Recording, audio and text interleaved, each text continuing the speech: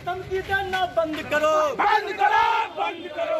जंगल राज तो है नहीं कि आप लड़ोगे। नमस्कार, आप देख रहे हैं लाइव बिहार। मैं हूं आपके साथ राजमोहन तिवारी।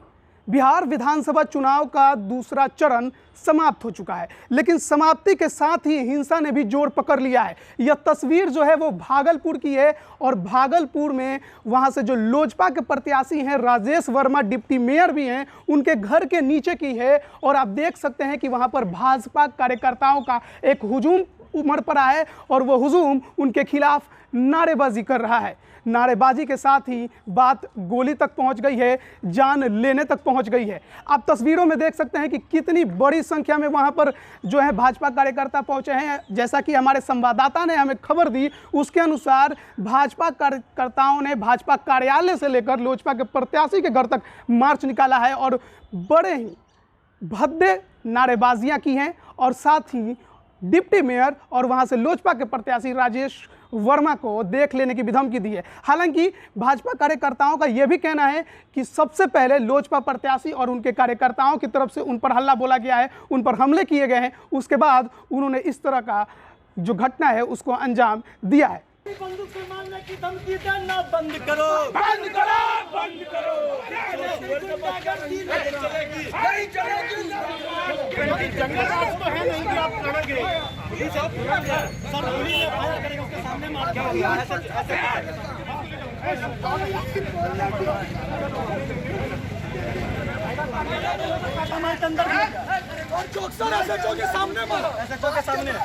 एक बार गोली मारने का बात कहा है। हम और करण लोग गए थे अपने लोग के साथ पानी पहुंचाने के लिए, वहाँ पानी पहुंचा रहे थे। उसी समय अचानक लोजपा प्रत्याशी राजेश वर्मा जी अपने कुछ समर्थक के साथ वहाँ आए। वहाँ आके कुछ लोग अचानक हम लोग को देखते हुए लग रहा था कि कोई पुराना गुस्सा रहे, क्या अचानक से गाली गलौज देने लगे। उतने देर में करण ने एसपी सर को फोन किया कि सर यहाँ पे ऐसा हंगामा हो रहा है। तब तक अजय अजनबी सर आए। उतना देर में हम लोग बोले कि जाओ। हम लोग जब तक घूम के जाने लगे तब तक डिप्टी मेयर साहब अचानक गाड़ी से उतरे और सबसे पहले करण को एक फाइट मारा और हमको स्कूल में ही मारपीट जी, स्कूल के बाहर, गेट के बाहर, बूथ के बाहर नहीं, वहीं पे मारपीट हुई। एक करण को एक फाइट मारा और हमको कॉलर ठेलते लगा। और उसके बाद गोली के साथ अपना उनका शायद लाइसेंसी पिस्टल हो, कहा कि तुम लोग को 5 दिन के अंदर जान से मार देंगे अगर तुम लोग अगर हार गया तो। उसके बाद हम लोग SHO सर उन लोग को ठेलने लगे, हम लोग को ठेलने लगे। हम लोग हट गए वहाँ से, क्योंकि हम लोग के साथ, हम लोग तो बच्चे हैं, हम लोग तो स्टूडेंट हैं, हम लोग गरीब हैं। आज उन पैसे के पावर पे वो अगर चाह रहे हैं कि प्रशासन मैनेज हो जाएगा, पुलिस मैनेज हो जाएगा, तो ये शायद उनका सोच हो सकता है। लेकिन उन्हें पूरी धमकी दी है कि तुम लोग को जान से मार देंगे, क्योंकि निरीह पर सशक्त प्राणी तो हमला करते ही हैं। हम लोग जान बचा के वहाँ से किसी तरह आए हैं और आज हम लोग उन पर कानूनन कार्रवाई कर रहे हैं। कानून पर भरोसा है कि ऐसे असामाजिक तत्व, जो ऐसे लोग हैं जो कि अपना पावर, पैसा, राजनीति का बल उठाकर दबे कुचले लोगों को दबाना चाहते हैं, उनका घोर विरोध करते हैं और अंतिम सांस तक ये लड़ाई लड़ेंगे जब तक ऐसे लोग को हम लोग नहीं करेंगे। जो भी घटना हुई स्कूल के गेट पे, जी, स्कूल के गेट पे हुई, वहीं पे। उसके बाद उसके बाद हम लोगों ने वहाँ से आए उनके घर के पास। हम लोग निश्चित उनके घर के पास आए मिलने के लिए। आखिर भैया आपने ऐसा क्यों किया जब आप बड़े भाई हैं? तो वहाँ से घर के पास से पीछे से वहाँ फिर अंदर मैं तुम लोग को मार दूंगा, गोली मार दूंगा करते हुए उनको ठेला गया, वो अंदर चले गए।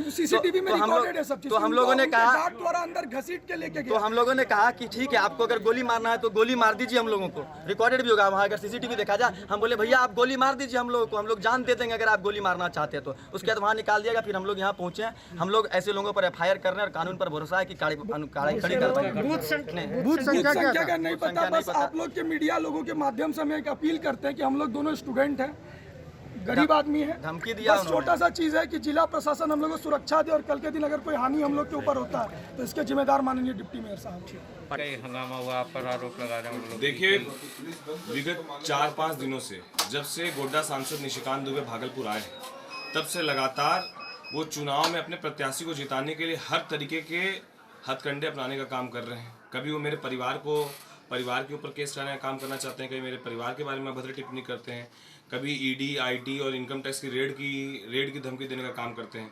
कल उन्होंने एक न्यूज़ पोर्टल के माध्यम से मैं देखा जिसमें उन्होंने कहा कि चुनाव के बाद जो है मैं इस लड़ाई को आगे अंजाम तक ले जाऊंगा।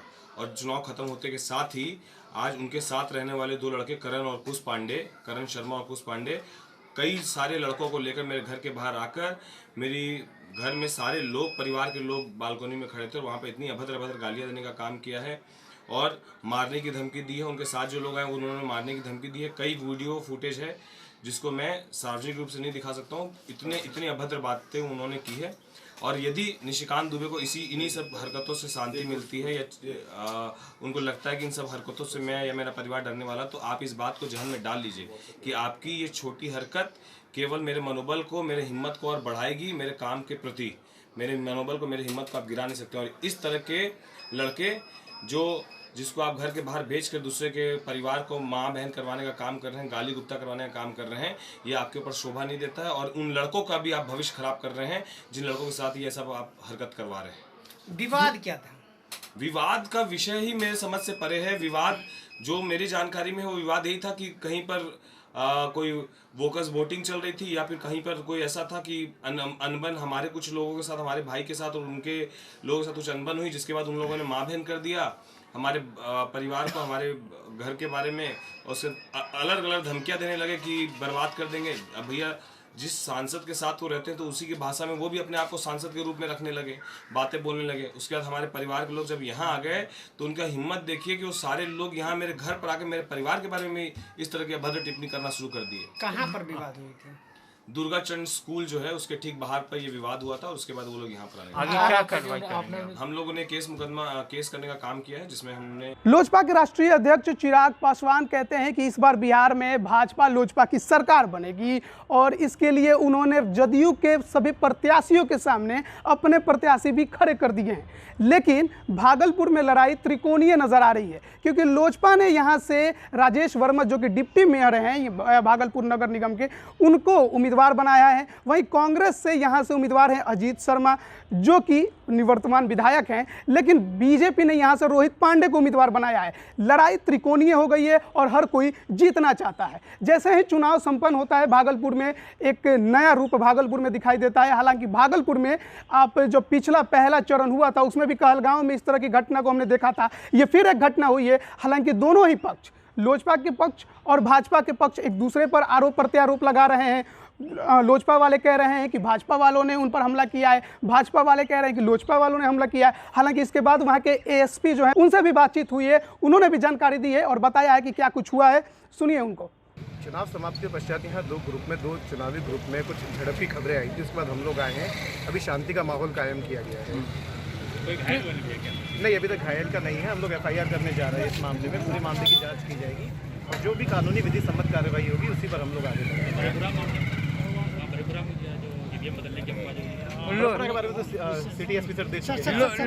लोजपा प्रत्याशी पर आरोप लगाया गया। के सामने मारा गया है उसको, करण शर्मा को। इस मामले की जांच की जाएगी। SHO के सामने अगर मारा गया, इस तरीके का कुछ हुआ है तो वो भी उस केस डायरी में आगे पार्ट बनाया जाएगा। अभी हम लोग इंतजार करेंगे। शांति बहाल है। आपको भी फोन किया गया था सर करण शर्मा द्वारा? जी, मुझे दोनों पक्षों के द्वारा फोन आया था। उसी के बाद हम लोग यहाँ पर आए और आने के बाद आप देख रहे हैं शांति का माहौल का है। कौन दो पार्टी कौन थी सर? ये दोनों पार्टी कौन है सर? कौन दो पार्टी के बीच? आप लोग बताइए। तो फिलहाल बिहार में तीसरे चरण का चुनाव बाकी है, लेकिन उससे पहले भागलपुर की राजनीति काफ़ी गर्म हो गई है। लोजपा भाजपा की सरकार बने ना बने, लेकिन भागलपुर में लोजपा भाजपा पहुंच गए हैं आदमपुर थाने में। हालांकि प्राथमिकी दर्ज दोनों ने कराई है। देखना होगा कि जांच जब होती है और जो रिपोर्ट आती है उसमें क्या कुछ होता है। देखते हैं कि भाजपा और लोजपा जो कि बात कर रहे हैं फ्रेंडली मैच की, क्या यह मैच फ्रेंडली होता है या फिर एक दूसरे के दूर विरोधी बनते हैं। फिलहाल की खबर में इतना ही। इसमें कोई भी रिपोर्ट आएगी हम तुरंत आप तक पहुंचाएंगे। देखते रहिए लाइव बिहार। धन्यवाद।